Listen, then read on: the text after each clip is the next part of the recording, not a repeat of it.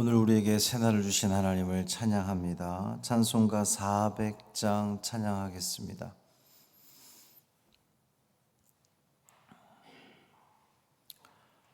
찬송 400장 험한 시험 물속에서 찬양함으로 새벽 기도회를 시작하겠습니다. 험한 시험 물속에서 나를 건져주시고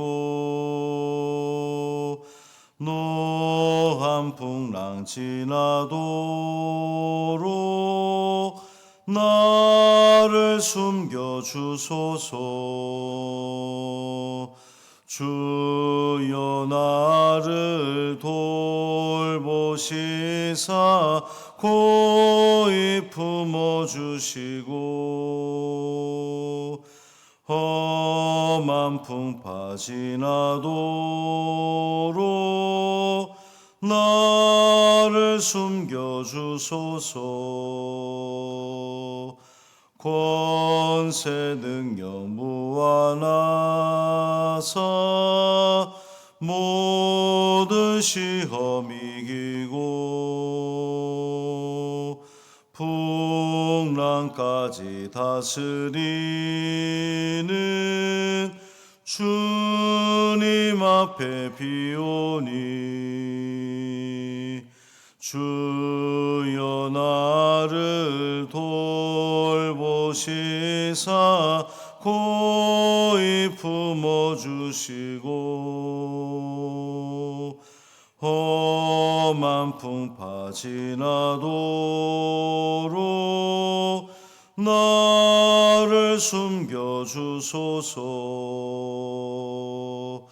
죄악길에 빠진 이 몸 캄캄한데 헤매며 부르짖는 나의 원 들으소서. 내 주여 주여 나를 돌보시사 고이 품어주시고 험한 풍파 지나도록 나를 숨겨주소서.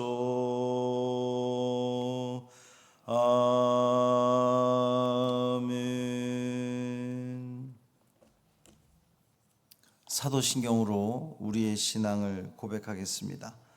전능하사 천지를 만드신 하나님 아버지를 내가 믿사오며 그 외아들 우리 주 예수 그리스도를 믿사오니 이는 성령으로 잉태하사 동정녀 마리아에게 나시고 본디오 빌라도에게 고난을 받으사 십자가에 못 박혀 죽으시고 장사한 지 사흘 만에 죽은 자 가운데서 다시 살아나시며 하늘에 오르사 전능하신 하나님 우편에 앉아 계시다가 저리로서 산 자와 죽은 자를 심판하러 오시리라. 성령을 믿사오며 거룩한 공회와 성도가 서로 교통하는 것과 죄를 사하여 주시는 것과 몸이 다시 사는 것과 영원히 사는 것을 믿사옵나이다. 아멘. 에스겔 8장 1절부터 18절까지 말씀입니다.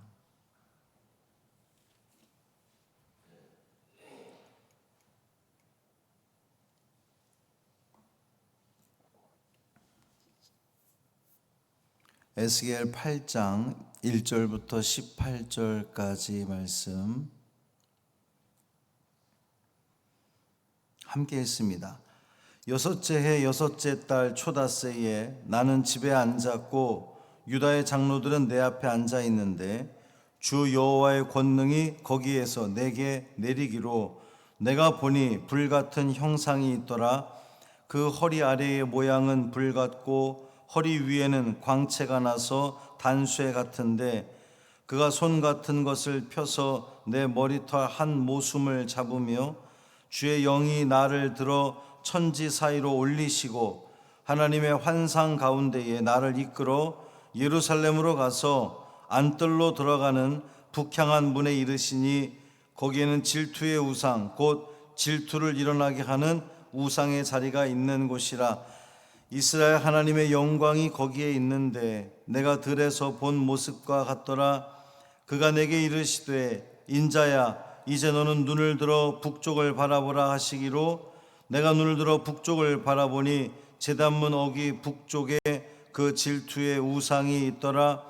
그가 또 내게 이르시되 인자야 이스라엘 족속이 행하는 일을 보느냐. 그들이 여기에서 크게 가증한 일을 행하여 나로 내 성소를 멀리 떠나게 하느니라. 너는 다시 다른 큰 가증한 일을 보리라 하시더라. 그가 나를 이끌고 뜰 문에 이르시기로 내가 본즉 담에 구멍이 있더라. 그가 내게 이르시되 인자야 너는 이 담을 헐라 하시기로 내가 그 담을 허니 한 문이 있더라. 또 내게 이르시되 들어가서 그들이 거기에서 행하는 가증하고 악한 일을 보라 하시기로 내가 들어가 보니 각양 곤충과 가증한 짐승과 이스라엘 족속의 모든 우상을 그 사방 벽에 그렸고 이스라엘 족속의 장로 중 70명이 그 앞에 섰으며 사반의 아들 야사냐도 그 가운데에 섰고 각기 손에 향로를 들었는데 향연이 구름같이 오르더라. 또 내게 이르시되 인자야 이스라엘 족속의 장로들이 각각 그 우상의 방한 어두운 가운데에서 행하는 것을 네가 보았느냐. 그들이 이르기를 여호와께서 우리를 보지 아니하시며 여호와께서 이 땅을 버리셨다 하느니라. 또 내게 이르시되 너는 다시 그들이 행하는 바 다른 큰 가증한 일을 보리라 하시더라. 그가 또 나를 데리고 여호와의 전으로 들어가는 북문에 이르시기로 보니 거기에 여인들이 앉아 단무스를 위하여 애곡하더라. 그가 또 내게 이르시되 인자야 내가 그것을 보았느냐. 너는 또 이보다 더 큰 가증한 일을 보리라 하시더라. 그가 또 나를 데리고 여호와의 성전 안뜰에 들어가시니라. 보라 여호와의 성전 문 곧 현관과 제단 사이에서 약 25명이 여호와의 성전을 등지고 낯을 동쪽으로 향하여 동쪽 태양에게 예배하더라. 또 내게 이르시되 인자야 내가 보았느냐. 유다 족속이 여기에서 행한 가증한 일을 적다 하겠느냐. 그들이 그 땅을 폭행으로 채우고 또다시 내 노여움을 일으키며 심지어 나뭇가지를 그 코에 두었느니라. 그러므로 나도 분노로 갚아 불쌍히 여기지 아니하며 긍휼을 베풀지도 아니하리니 그들이 큰 소리로 내 귀에 부르짖을지라도 내가 듣지 아니하리라. 아멘. 이 말씀 하나님 말씀입니다.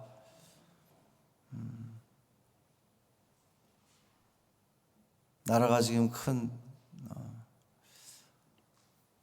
어려움에 있습니다. 새벽에 일찍 나오시느라 아마 못 보셨을 수도 있는데 대통령이 담화문을 발표를 해서 계엄 해제안에 대해서 수용하겠다는 뜻을 밝히긴 했습니다. 그런데 아직 국무회의가 소집되지 않아서 완전히 해제가 된 것은 아닌 상태입니다. 앞으로 지금 이 사태가 어떻게 전개가 될지 참 너무나 염려가 되는데 여러분 마음 모아서 이 나라와 이 민족을 위해서 기도해 주시기를 바랍니다. 여섯째 해 여섯째 달 초닷새, 그러니까 그발 강가에서 예언자로 부름을 받고 대략 1년이 지나서 에스겔은 환상 중에 하나님께서 그를 예루살렘으로 이렇게 옮겨가서 예루살렘의 영적인 타락과 심판을 이제 보게 하시는 겁니다. 에스겔은 환상 가운데 예루살렘에 옮겨져서 안뜰로 들어가는 북향한 문, 이제 예루살렘 성의 북문 그 입구일 텐데 거기에 놓이게 된 겁니다. 하나님이 그리로 에스겔을 옮기셨어요. 이 예루살렘 북문은 사람들의 왕래가 가장 많은 그러한 그 성문입니다. 에스겔이 그곳에서 본 것은 제단과 우상이었습니다. 우상을 만들지 말라는 하나님의 분명한 계명이 있었음에도 불구하고 하나님의 성전이 있는 하나님의 택한 백성인 이 이스라엘, 그 중에 이 예루살렘에서 그 하나님의 계명이 공공연하게 무시되고 있는 그런 모습입니다. 예루살렘은 대놓고 우상을 만들어 세우고 그 앞에 제단을 놓았습니다. 여호와 하나님의 거룩함이 그분 백성들에 의해서 아주 철저하게 무시당하고 있는 그러한 모습입니다. 사람들이 가장 많이 다니는 곳에 우상의 자리가 있었다고 하는 것은 예루살렘 주민들의 그 우상 숭배가 얼마나 노골적이고 또 얼마나 전반적이었는지를 보여주는 그런 모습입니다. 그런데 그것이 끝이 아니었죠. 이 두 번째 장면은 정치 사회 지도자들에 의한 은밀한 우상 숭배를 보게 하셨습니다. 이스라엘의 70인의 장로들이 손에 향로를 들고 우상을 우상에게 분향하면서 여호와께서 우리를 보지 않으시고 이 땅을 버리셨다라고 말하는, 그래서 우리가 지금 우상을 숭배하고 있다, 이런 말도 안 되는 핑계를 대고 있는 겁니다.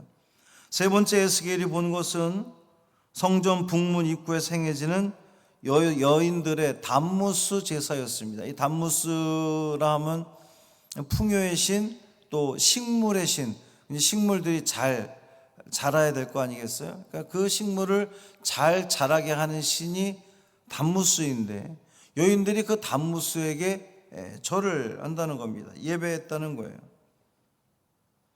마지막으로 여호와께서 에스겔을 예루살렘 성전 안뜰로 데리고 가십니다. 성전 안뜰로.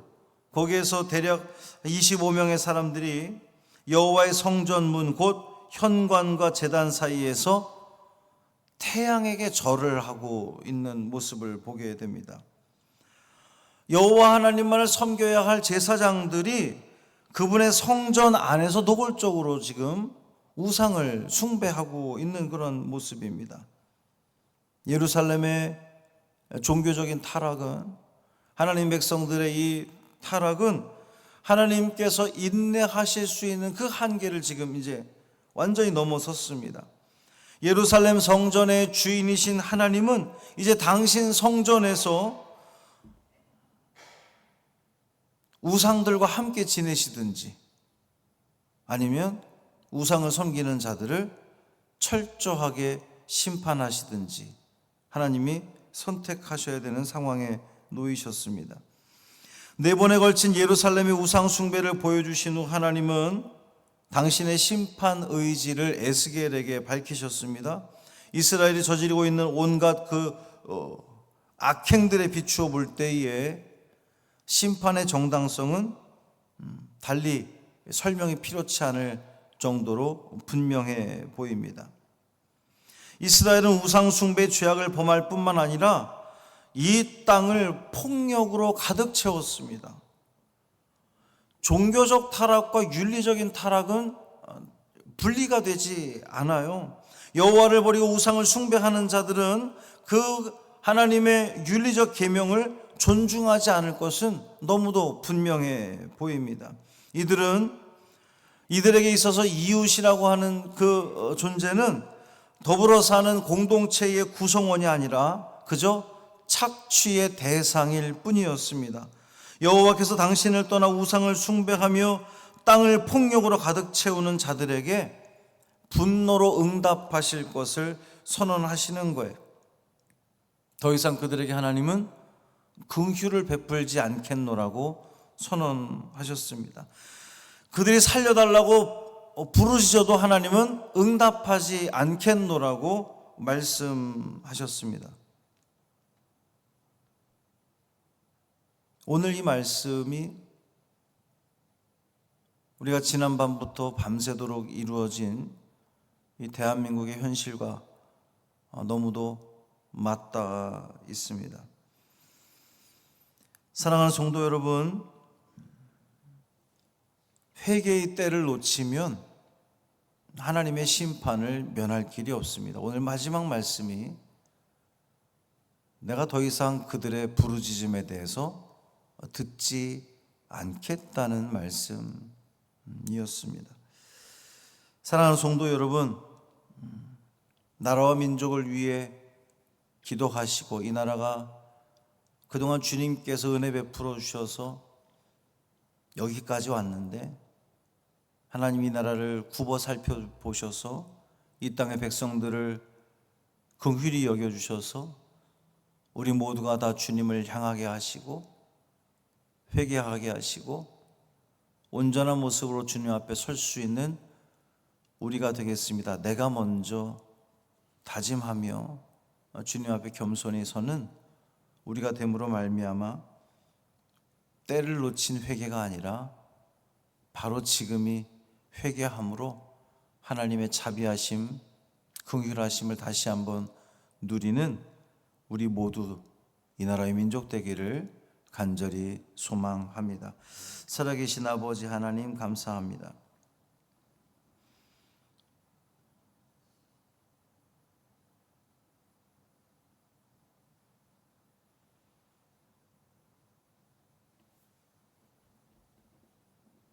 하나님 이 나라와 이 민족을 불쌍히 여겨 주옵시고 모든 혼란과 어려움을 이겨내고 다시금 온전히 설 수 있는 당신의 백성들 되게 하여 주옵소서.